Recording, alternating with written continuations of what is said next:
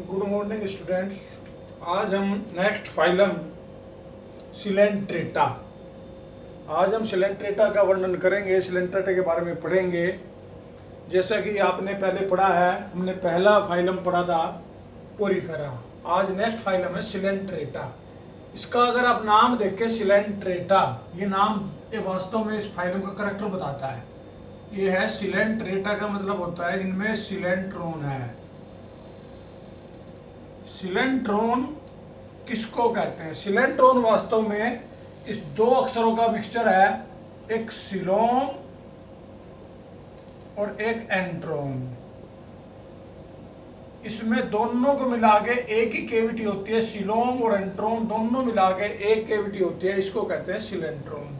तो सिलेंट्रेटा का सबसे पहला कैरेक्टर क्या है कि इनमें सिलेंट्रॉन होती है। सिलोम प्लस एंट्रॉन एक ही जगह होती है, इसको सिलेंट्रॉन कहते हैं। दूसरा, एक और इसका नाम सिलेंट्रेटा को कभी कभी निडेरिया भी कहते हैं। सी साइलेंट है, यहां देखें, निडेरिया। ये भी नाम इसके एक करैक्टर के बेस पे है। इनमें एक स्पेशल सेल्स हैं जिन्हें हम नीडोसाइट या नीडोब्लास्ट कह देते हैं। नीडोसाइट या नीडोब्लास्ट, ये स्पेशल टाइप की सेल है। इन सेल में वास्तव में एक ऐसे अंदर की ओर यहां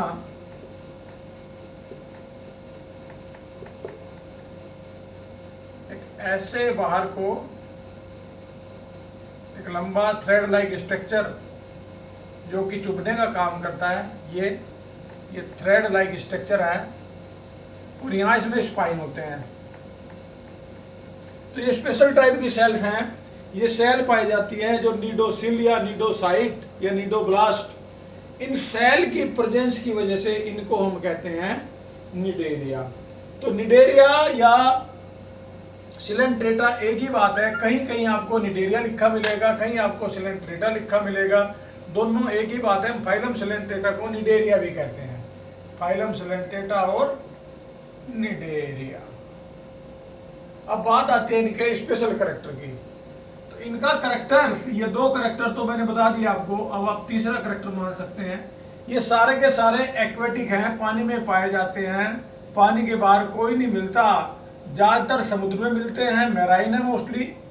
कुछ स्पेसीज हैं जो फ्रेश वाटर में पाए जाते हैं, मोस्टली मैराइन। ज्यादातर समुद्री पानी में मिलेंगे। कुछ स्पेसीज हैं हाइड्रा वगैरह जो ताजे पानी में मिल जाते हैं। ज्यादातर मैराइन है। चौथा करेक्टर, ये रेडियल सिमेट्रिकल है। मैंने सिमेट्री बताई थी आपको। रेडियल सिमेट्रिकल वो होते हैं जो सेंटर से अगर काटें तो दो टुकड़ों में कट जाएं। ये सारे रेडियल सिमेट्रिकल हैं। पांचवा करेक्टर, इनमें केवल एक ओपनिंग होती है, वन ओपनिंग। उसी को माउथ या हाइपोस्टोम कहते हैं, जिसका नाम है हाइपोस्टोम। ये हाइपोस्टोम इसका मुंह है, ये इसका एनस है। और ये हाइपोस्टोम टेंटेकल, बहुत सारे टेंटेकल से घिरा हुआ होता है। हाइपोस्टोम के चारों टेंटेकल्स होते हैं और वो टेंटेकल्स प्रोटेक्शन भी करते हैं, सुरक्षा का भी काम करते हैं, फूड कैप्चरिंग का भी काम करते हैं, फूड इंटेक का।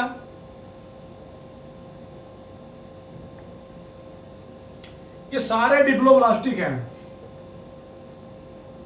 दो जर्मिनल लेयर होती हैं, एक्टोडर्म और एंडोडर्म। एक्टोडर्म और एक्टोडर्म के बाद एंडोडर्म।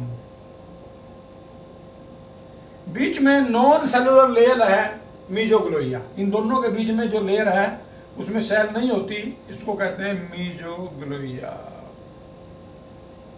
दो सेलुलर लेयर है इसलिए नाम डिप्लोब्लास्टिक। मीजोग्लोइया पाई जाती है। इसके अलावा इनमें कोई भी स्पेसिफिक सिस्टम जनरली नहीं होता। जैसे डाइजेस्टिव सिस्टम नहीं है, रेस्पिरेटरी सिस्टम नहीं है, सर्कुलेटरी सिस्टम नहीं है, सिस्टम एब्सेंट है।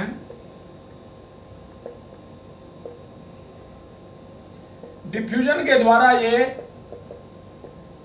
रेस्पिरेशन और ट्रांसपोर्ट करते हैं। इसके बाद इनमें एक नई चीज आई है, नर्व नेट। जो नर्व है उनका जाल पाया जाता है, nerve net is present. Nervous system तो नहीं कह सकते, पूरी बॉडी में नर्व का इस तरह जाल फैला रहता है। ये नर्व हैं, इनका जाल बन जाता है, नेट बन जाता है, पूरी बॉडी में इस तरह नर्व का नेट फैला हुआ है, ये नर्व नेट है, पूरी बॉडी में ऐसे फैला रहता है। एक और स्पेशल कैरेक्टर इनका, इनमें डाइमॉर्फिज्म है। डाइमॉर्फिज्म किसको कहते हैं? डाइमॉर्फिज्म का मतलब होता है बॉडी दो फॉर्म में होती है, एक पोलिप जो सिलेंड्रिकल होता है और दूसरा होता है मेडूसा।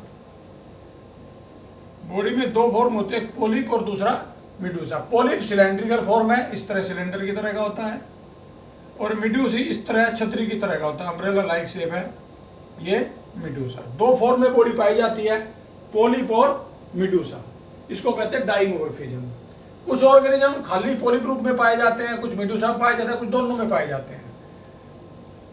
इनमें रिप्रोडक्शन सेक्सुअल भी होता है, सेक्सुअल भी होता है, लेकिन ये सारे बाइसेक्सुअल होते हैं। बाइसेक्सुअल, मेल और फीमेल दोनों एक में ही होते हैं, इसको कहते हैं बाइसेक्सुअल।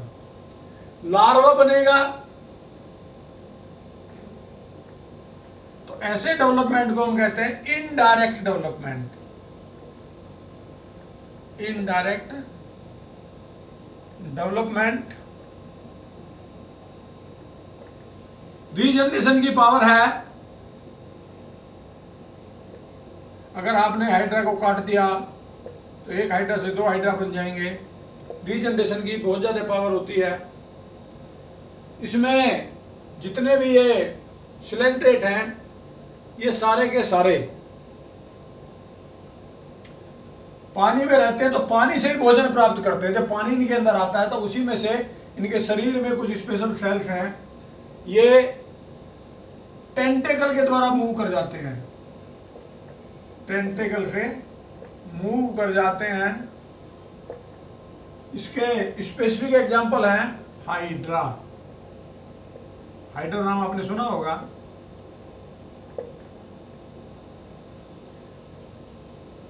ओरिलिया, ओरिलिया को हम जेलीफिश भी कहते हैं। ध्यान रखें, जेलीफिश नाम में फिश है, लेकिन ये वास्तव में फिश नहीं है, ये सिलेंट्रेटा फिश कहते हैं, जो फिशिज में आते हैं। हम आगे पढ़ेंगे, फिश कोर्डेट होती हैं जेलीफिश। एक होता है सी एनीमोन, सी एनीमोन, इसका नाम है मैटिडियम। मैटिडियम को सी एनीमोन कहते हैं। सी फैन एक एनिमल है जिसको नाम गोर्गोनिया है। पेनाटुला, आप देखें कई बार ये नाम भी बड़े अजीब होते हैं। पेनाटुला को हम सी पैन कहते हैं, ये सी पैन है पेनाटुला। इसके अलावा ओबिलिया, ये भी इसी का एग्जाम्पल है। ये सारे के सारे एनिमल सिलेंट्रेटा के हैं। तो ये था हमारा फाइलम सिलेंट्रेटा। इसको आप देख लेंगे, करेक्टर याद कर लेंगे। आपको हर फाइलम के 5-7 डायग्नोस्टिक करेक्टर याद होने चाहिए। Thank you.